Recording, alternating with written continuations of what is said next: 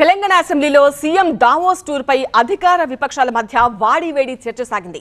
CM Davos పర్యటనపై విమర్శలు గుప్పించారు బీఆర్ఎస్ ఎమ్మెల్యే వివేక్. 2 లక్షల కోట్ల పెట్టుబడులు తెస్తామన్నారు, మరి ఉద్యోగాలేవి అని ప్రశ్నించారు. మమ్మల్ని నమ్మడం లేదని సీఎం స్వయంగా చెప్పారన్నారు వివేక్. అయితే వివేకానంద గౌడ్కు ప్రభుత్వ విప్ పాది శ్రీనివాస్ కౌంటర్ ఇచ్చారు. తెలంగాణకు పెట్టుబడులు వస్తున్నాయని జీర్ణించుకోలేకపోతున్నారని విమర్శించారు. సంతోషించాం, మంచిగా ఉద్యోగాలు పెరుగుతాయి, ఇంకా మంచి పెట్టుబడులు వస్తాయని చెప్పేసి. కానీ మొన్న వారం క్రితం 10 రోజుల క్రితం ముఖ్యమంత్రి గారు స్టేట్మెంట్ చూసాం. మమ్మల్ని ఎవరు నమ్ముతలేరు, మాకు ఎవరు డబ్బులు పెడతలేరు, మాకు ఎవరు అప్పు ఇస్తలేరు ముఖ్యమంత్రి గారు అన్నారు. నేను అది రికార్డు చెప్తా ఉన్నా. ముఖ్యమంత్రి గారు అన్నారు.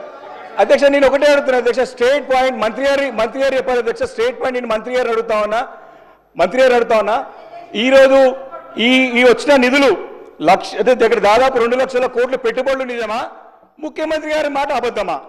కౌశిక్, నేను పార్ట్నర్షిప్ ఫర్మ్ స్టార్ట్ చేయడం బెస్టా, ప్రైవేట్ లిమిటెడ్ కంపెనీ స్టార్ట్ చేయడం బెస్టా? ఎందుకు అంత కన్ఫ్యూజన్? ఎక్స్పర్ట్ తో మాట్లాడు. ఎక్స్పర్టా? ఎలా? బాస్ వాలా be the boss. Contradictory statements ఉన్నాయి అక్కడ. ప్రభుత్వం కాంట్రడిక్టరీ స్టేట్మెంట్స్ ఉన్నాయి. 2 లక్షల కోట్ల పైచీలకు ఈరోజు ఈ తెలంగాణకు పెట్టుబడులు వస్తుంటే చూస్తూ ఓర్వలేక ఈ విధంగా, ఎందుకంటే వారు ఐటీ శాఖ మార్చిలో ఉన్నటువంటి మరి పెద్దలు కేటీఆర్ గారు లేరు ఇక్కడ. వారి హయాంలో రానటువంటివి, బీఆర్ఎస్ హయాంలో రానటువంటి నిధులు తెలంగాణకు వస్తున్న సందర్భంలో పెట్టుబడుల రూపంలో 4th సిటీగా మనం వీరు ఆవిర్భవించేటువంటి దాన్ని చెప్పడం వల్ల ఈరోజు వారు ఈ విధంగా వస్తున్నటువంటి దాన్ని జీర్ణించుకోలేక మాట్లాడడం సరైనది కాదు.